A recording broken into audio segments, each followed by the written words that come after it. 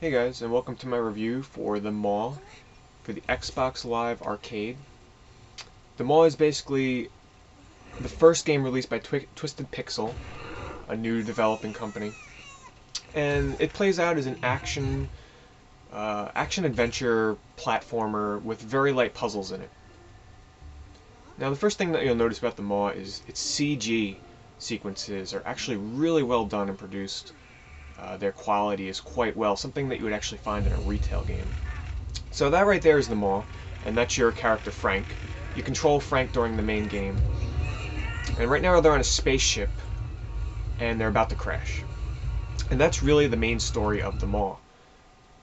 You are basically a group of ragtag aliens held captured by some other race, and you crash, and you wake up, and you befriend the Maw. The Maw becomes your friend. So after the crash here, you'll notice that the Maw, little pink critter guy there, he follows you around. And you come across this device here, which will actually allow you to control the Maw in a sort of indirect way. And you'll see what I mean by that in a second.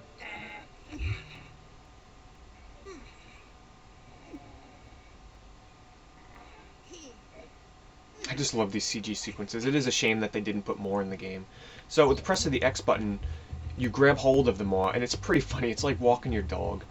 I think that was a really nice touch in the game. So you actually control Frank, and you never really control the Maw. The Maw is kind of just there with you.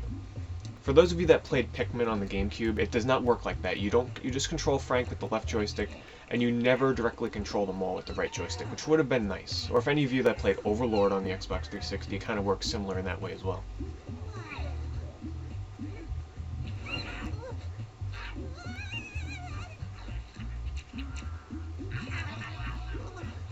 So the second thing that you'll probably notice about the Maw is it has an excellent soundtrack.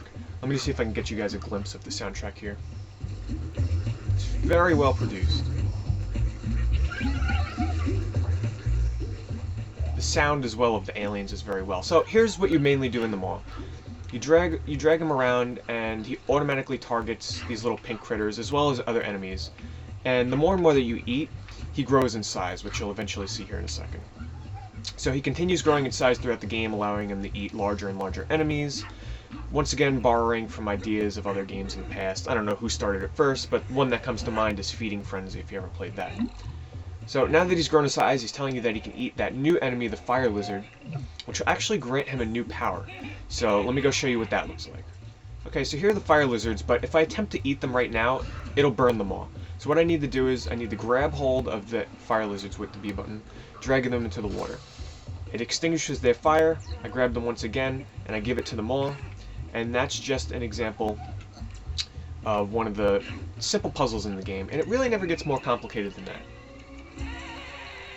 So now the Maw has the firepower. And this is where we run into one of the game's first problems. And that is, while he does eat the enemies, stopping one by one to eat them, as you notice as I walk him around, he'll stop and burn objects like those plants, and it serves absolutely no purpose. These ones serve a purpose, the trees obviously, because burning them reveals more little pink guys to eat. But as I walk him around, he's going to burn these bushes right here. Serves absolutely no purpose, it just slows down the gameplay. And if you haven't noticed, you'll notice in other levels that are much larger, you move very slow. You never go faster than this. And it's quite slow paced when he's constantly stopping. Another problem that I have with the game is the camera. You can only rotate it horizontally. Now, while you can pan the camera out by pressing down on the joystick like this, and zoom it back in like this, you can never look up. So there's points in the game, especially in platforming elements, where you want to kind of look up. You know what I mean. But you can't look up higher than what is shown right here. Here's just another example of one of the gameplay elements that isn't really used to its full potential. They don't really incorporate this much into the game, but you can grab objects by pressing the B button like this rock and drag them out of place. Something that kind of had potential to be used well in the game, but kind of fell short. They didn't really use it that much. So here's a stage later in the game where the Maw is a bit larger. And this is one of the 8 levels in the game. There are only 8 levels. And each level takes anywhere from 10 to 15 minutes to complete. The game overall takes around 2 hours to beat, 2 to 3 hours. So I'm just going to show you an example here of how you would solve this puzzle. Now, as you can see, I kind of want to get my camera to look up there on that ledge, but I cannot. So that is definitely a flaw. I do not like the camera. But what I'm going to do is you have to grab one of these blue guys, pull them out of the ground, smack them on the cement here, leave them there, and then these worm bubble things will come down and grab it. You grab the worm, give it to the maw, and he gets a new power.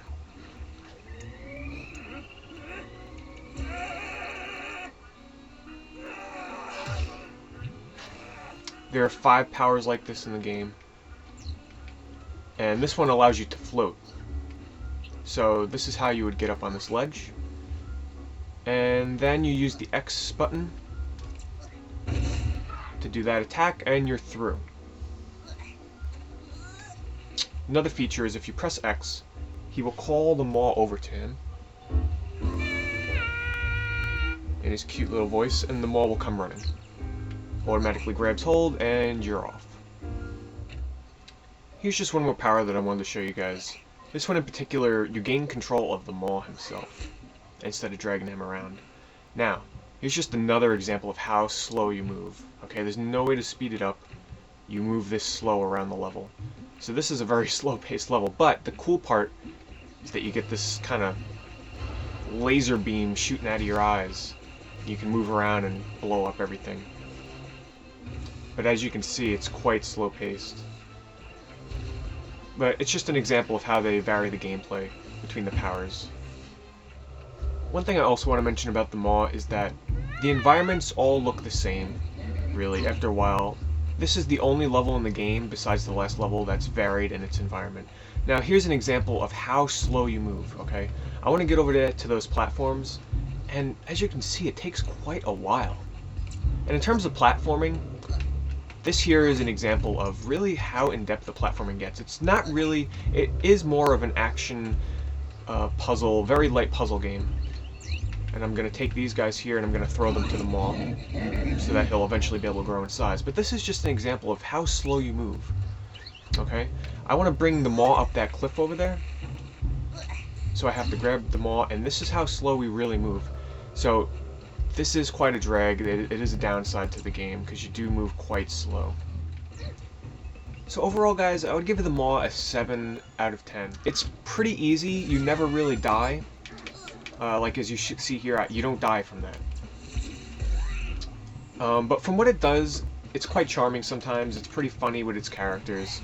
The puzzles they're never brain teasing or anything like that. It's very straightforward, very linear. But overall, you know, it's a fun experience for a weekend because it really has no replay value whatsoever. While it is very short, 2 to 3 hours long, it took me just over 2 hours to beat it. It does have its charms. The maw is a very likable character, and while the game is repetitive, you're basically doing the same thing throughout the whole game, just eating creatures constantly to grow your character and solve very light puzzles throughout the game, as well as very, very light platforming elements. I mean, it's almost non-existent. It's hard to call it a platformer sometimes. They kind of try to mix up the gameplay every now and then, and some of the powers are pretty fun. But because of the problems with the camera and really the environments tend to look the same throughout the whole game. And after a while, you know, they kind of lose their flair. At first they look really, really great and shiny, but as you can kind of see here, the textures and everything, I don't know, it just kind of looks flat after a while. I can't recommend this to everybody, but for fans of, you know, lighthearted adventure platform games that are willing to, you know, pay $10 for a 2 to 3 hour experience, give them all a try. I think you might find some charm in it and something unique.